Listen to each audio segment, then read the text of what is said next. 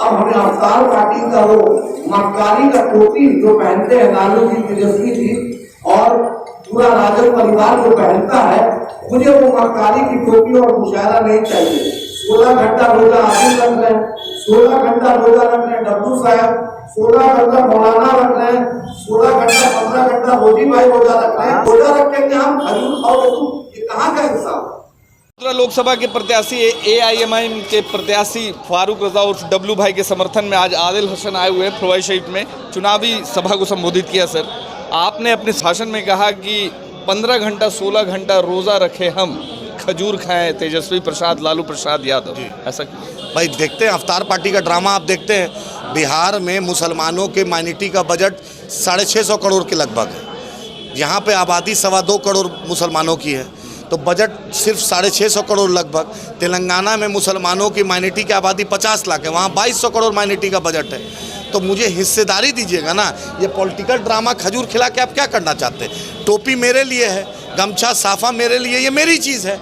आपके पास जो चीज़ अपने पास रखिए, मुझे ये लॉलीपॉप कब तक दीजिएगा? 75 साल से तो यही लॉलीपॉप देख रहे हैं। मुसलमानों को हिस्सेदारी चाहिए, दलितों को हिस्सेदारी चाहिए। जैसे आपने यादव भाई को 90 से पहले यादव भाई की स्थिति और 90 के बाद लालू जी सत्ता में, आप देख लीजिए आपने क्या किया।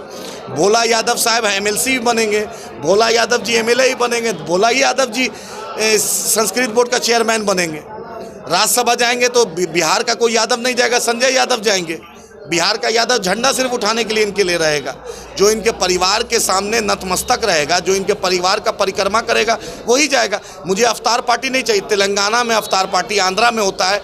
वक्त का हुक्मरान चीफ मिनिस्टर अगर पहला खजूर किसी को खिलाता है तो एक रोज़ेदार को खिलाता है, वहाँ के आलिम-ए-दीन को खिलाता है, और पहला खजूर वहाँ के MP बैरिस्टर असदुद्दीन ओवैसी साहब की आदत इसको कहते हैं, लीडरशिप इसको कहते हैं। हम अपनी हिस्सेदारी की बात कर रहे हैं। हमने हमेशा भाजपा के खिलाफ रहे। जब भी लालू जी को ज़रूरत पड़ी है, बैरिस्टर असदुद्दीन ओवैसी साहब ने लालू जी के लिए प्रचार में आए हैं। बैरिस्टर साहब, हमने ज़्यादा सीट पे नहीं लड़ाया कि जहाँ पर हम लड़ रहे हैं वहाँ हमें मौका दीजिए। हमने तो आपको हमेशा साथ दिया। स्पीकर के चुनाव में, वोट ऑफ ट्रस्ट में, जब भी तेजस्वी यादव जी ने जो साथ मांगा, हमने आपका साथ दिया। लेकिन आपने क्या वफा किया? जिस दिन किशनगंज में चुनाव हो रहा है, लालू जी ने वीडियो जारी कर दिया। आपने तो इंसाफ नहीं किया हमारे साथ। आप तो साथ देते, आप तो राज्यसभा में मुसलमान को भेजते। आप सिद्दीकी साहब जैसा सीनियर आदमी को आप MLC बना देते हैं और कल का मुंशी मैनेजर को राज्यसभा दे देते हैं। तो ये तो नाइंसाफ़ी है ना मेरे भाई। आज तो डब्लू रजा हो या अल्लामा हो या सद्दाम हो या शब्बीर हो, आज तो हम तो खड़े होंगे ना।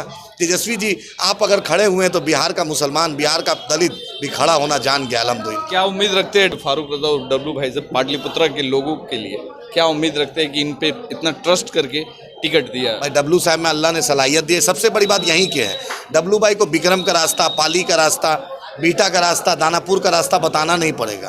अब मीसा जी को बताना पड़ेगा, जो ड्राइवर है उसको खोजना पड़ेगा कि वो पाटलिपुत्रा का हो, तब मेरी बहन को ले जा पाएगा। रामकृपाल जी भी गोरिया कोठी से यहाँ आए हैं, उनको भी उतनी जानकारी नहीं होगी जो डब्लू साहब को होगी। 2 बजे रात में घर दरवाज़ा खटखटाइएगा तो डब्लू भाई रहेंगे, ना रामकृपाल जी रहेंगे, ना मेरी बड़ी बहन मीसा जी रहेंगी। उनको तो दोनों सुरक्षा के घेरे में रहेंगे। डब्लू भाई यहाँ आम क्या कहते हैं, सोनू स्टोर में भी मिल जाएंगे, बाकर खानी के भी दुकान में मिल जाएंगे, यहाँ के मस्जिद में मिल जाएंगे, यहाँ के चाय दुकान में मिल जाएंगे। जो सबके साथ रहने वाला, उसका नाम फारूक रजा और डब्लू। रामकृपाल भी तो मिल जाते हैं आपको, पार्टी में मिल जाते हैं। बर्थडे पार्टी के लिए MP नहीं बनाया गया है। अगर इतना ही रामकृपाल जी काम करते तो मोदी जी मंत्री से संतरी फिर से नहीं बना देते, मंत्री से कैबिनेट मंत्री बनाते, राज मंत्री थे तो कैबिनेट बनाते। लेकिन मोदी जी भी जानते हैं कि डिमोशन किए हैं, क्यों मंत्री हटाए हैं, मोदी जी भी जान रहे थे, भाजपा के लोग भी जानते हैं कि काम कुछ नहीं किया। एम्स जो पूरे भारत का एक सिर का ताज है, सबसे बड़ा हॉस्पिटल है, जब एम्स के पानी की समस्या आप हल नहीं किए, यहाँ का जाम का समस्या आप हल नहीं किए, यहाँ को आपने कुछ इन्वेस्टमेंट नहीं करवा पाए, इतना बड़ा न्यू पटना जो डेवलप किया उसको आप इन्वेस्टमेंट नहीं करा पाए, कोई केंद्र सरकार से कोई ऐसी परियोजना नहीं ला पाए, तो आपसे हम क्या उम्मीद कर सकते हैं? आपसे हम रामकृपाल जी जितना बड़ा नाम है, नाम बड़ा है, दर्शन छोटा है। नाम तो बड़ा है। मीसा जी बतला दे कि यहाँ पर जब 17 महीने की महागठबंधन की सरकार थी, उनके भाई साहब डिप्टी CM थे, इस पाटलिपुत्रा के लिए उन्होंने क्या दिलवाया, ये बतला दे। चलिए, धन्यवाद।